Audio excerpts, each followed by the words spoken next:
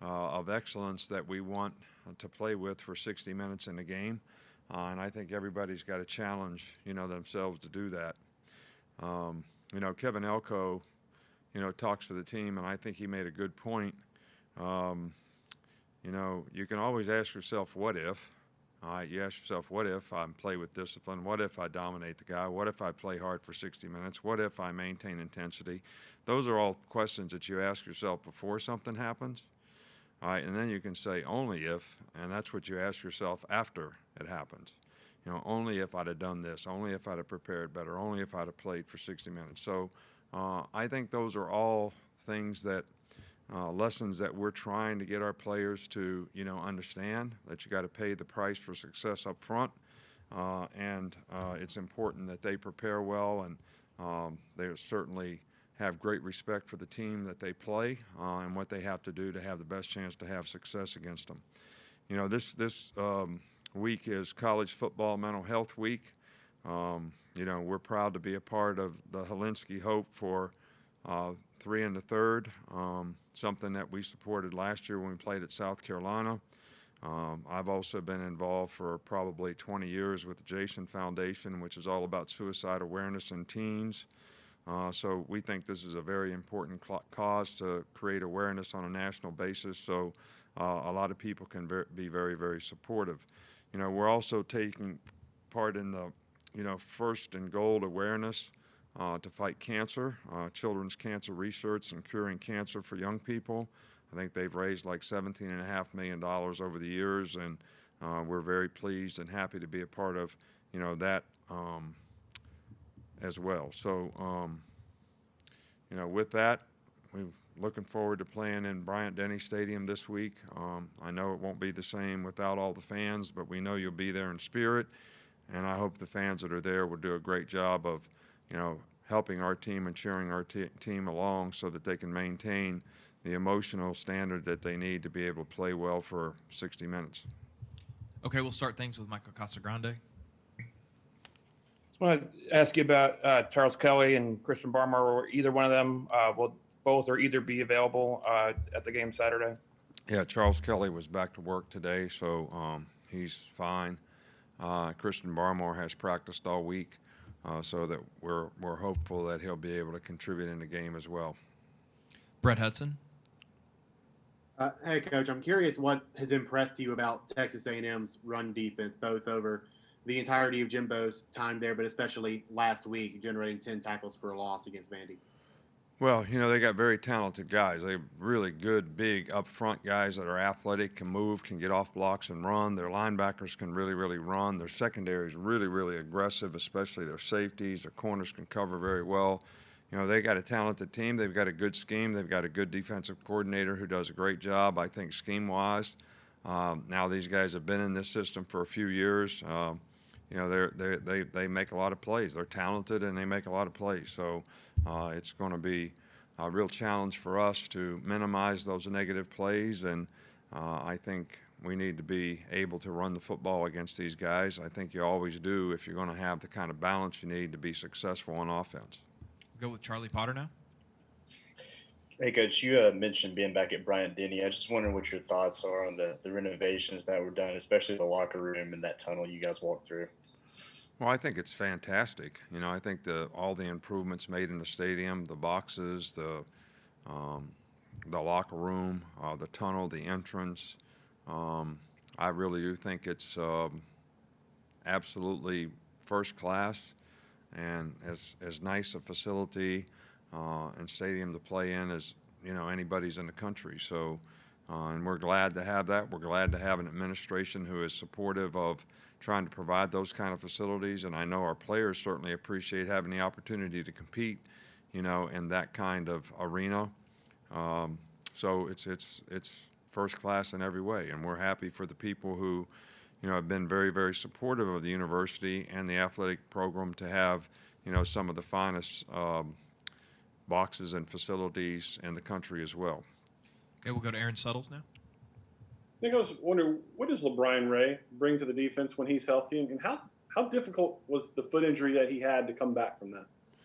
Well, I think it was very difficult because it was an ongoing injury, but he worked really, really hard, and You know, he's a really good player. We're a different team if he can't play because he's athletic, he can run, he's a decent pass rusher.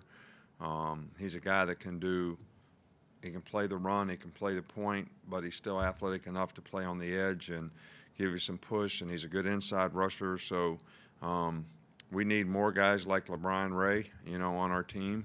He's got great character, competitive character. Really is a hard worker, sets a good example for other players. So, you know, when he's around, his presence is certainly felt by everybody else and certainly appreciated by us as coaches. Go to Mike Rodak.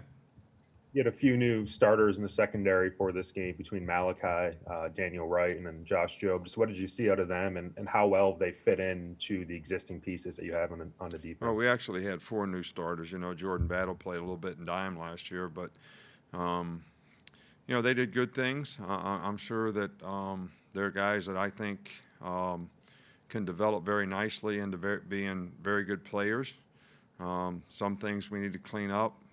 Tackling in some areas wasn't as good as it needed to be at the second level. Too many missed tackles, made some mental errors. I will say this, though, Missouri was a very difficult first game preparation in terms of a lot of things that they did, motions, fastballs. So, you know, a tough first game for guys. And, you know, recognition probably is one of the things that I think inexperienced players struggle with most. And hopefully these guys will make a big improvement from last week to this week. But I was encouraged by their performance, you know, in the first game. I mean, the big play throwback to the running back, you know, was not really a secondary issue. And, you know, that was the biggest play in the game. I didn't feel like we finished the game very well in 2 minutes at the end of the game. But for the most part, I thought they played hard. They executed, covered halfway decent for them, and didn't give up a lot of explosive plays. Okay, we got time for 2 more. We'll start with James Ogletree. Yeah, Coach, I wanted to ask about your tight end position. You had a good rotation going there on Saturday against Missouri. Just wanted your thoughts about that position group as a whole. And do you anticipate continuing with that kind of a rotation, or would you like to narrow that down?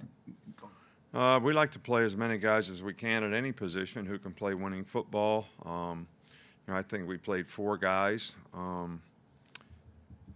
And, you know, Major Tennyson would have played probably before some of those guys, but he has been sick, not COVID sick, but just, you know, a little bit. He's got an intestinal problem that has really kept him off the field for a while, but he was doing extremely well before that. But I think all these guys are capable, and, you know, we wanted to see what some guys could do in the game. If we'd have finished the game better, we could have played a lot more guys. So, you know, we think we have 3 or 4 guys at that position and all can contribute in some way, so we have no problem playing all of them. Okay, we'll finish up with Jared Oliver. Hey, Coach. You sort of already answered this, but just Najee said that you guys played pretty solid overall, but you guys needed to tune up some things. What would you want to see from your team against the Texas A&M defense? Well, we're going to have to finish better, finish blocks, finish runs, because these guys are really athletic. They can get off and make plays. We have to do a good job on third down because these guys have a lot of different pressures that they use. So we need to execute, you know, extremely well on third down. And like beating a dead horse, you know, I don't think we played very well in the second half, so we didn't play a complete game. So obviously that's really, really important. I guess you could ask Oklahoma, you know, that question, because I'm sure their coach is saying some of the same things that we said. Their players probably respond a little bit better because they have negative consequences. Our players, you know, it's the worst thing you can do is, you know, play poorly and win. And we played poorly in the second half, and I don't think anybody's immune from that. I've told the players that, so I'm not talking about them behind their back. And it's really my responsibility.